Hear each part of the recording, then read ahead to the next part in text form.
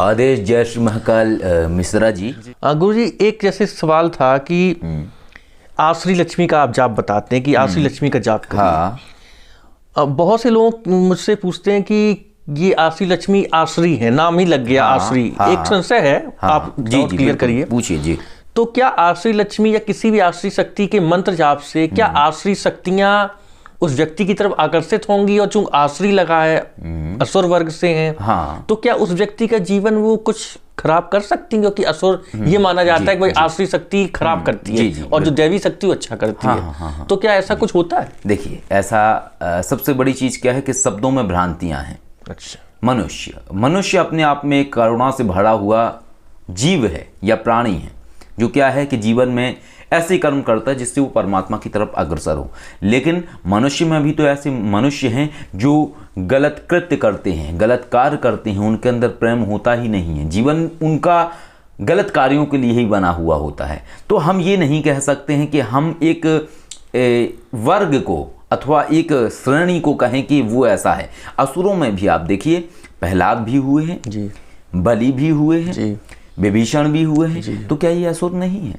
ये असुर हैं, लेकिन असुर होते हुए इनके स्वभाव आप देखिए जी। तो असुर होना गलत नहीं है, गलत है प्रवृत्ति। अब बात करते हैं आपका आसुरी लक्ष्मी माँ को लेके, तो ये माँ लक्ष्मी ही है, हमने कई सारी वीडियो में बताया हुआ है। और माँ लक्ष्मी का जो पाताल में विराज स्वरूप है वो आसुरी लक्ष्मी स्वरूप है। अब नारायण जहां है वहां नारायणी है, और जहां नारायणी है वहां नारायण है। तो माँ आसुरी लक्ष्मी के साथ नारायण का भी स्वरूप है। और लोग राम जी को याद रखते हैं, बांसुरी बजाने वाले श्री कृष्ण जी को याद रखते हैं, लोग अक्सर नरसिंह प्रभु को भूल जाते हैं जी जी। जो बांसुरी बजाते हैं तो श्री कृष्ण जी कितने ऐसे दिखते हैं कि आनंद आ जाता है उनको देख के। कहने का तात्पर्य है कि कहीं भय नहीं लगता है जी जी। लेकिन जब आप रौद्र स्वरूप देखेंगे नरसिंह भगवान का तो आपको क्या लगेगा?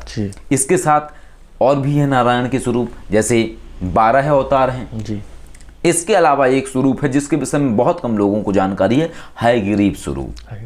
हयग्रीव स्वरूप है तो इसके विषय में एक कथा है जो संक्षेप में मैं आपको बताऊं कि असुर था, जो हयग्रीव नामक असुर था, उसको केवल वही स्वरूप मार सकता था। तब कहा जाता है कि महामाया ने ऐसी लीला रची कि नारायण का जो शीश है उस शीश की जगह पे वो असुर का शीश प्रकट कर दिया। और फिर उस असुर का वध करा गया, तो फिर वो नारायण का वो स्वरूप प्रकट हुआ। तो अब अगर इसमें देखेंगे तो नारायण भी तो असुर का स्वरूप ले चुके हैं। लेकिन ये देखिए लीलाएं हैं नारायण की, और नारायण इतनी परीक्षा लेते हैं जितनी कोई नहीं लेता है। बिल्कुल। और नारायण की परीक्षा को जिसने पास कर लिया यानी उत्तीर्ण कर लिया, तो उसके लिए संशय रहेगा नहीं कहीं और ना भेद रहेगा। और जहां भेद खत्म हो जाए वहीं अघोर है। अघोर अर्थात संभाव की अवस्था, जहां भय नष्ट हो जाए।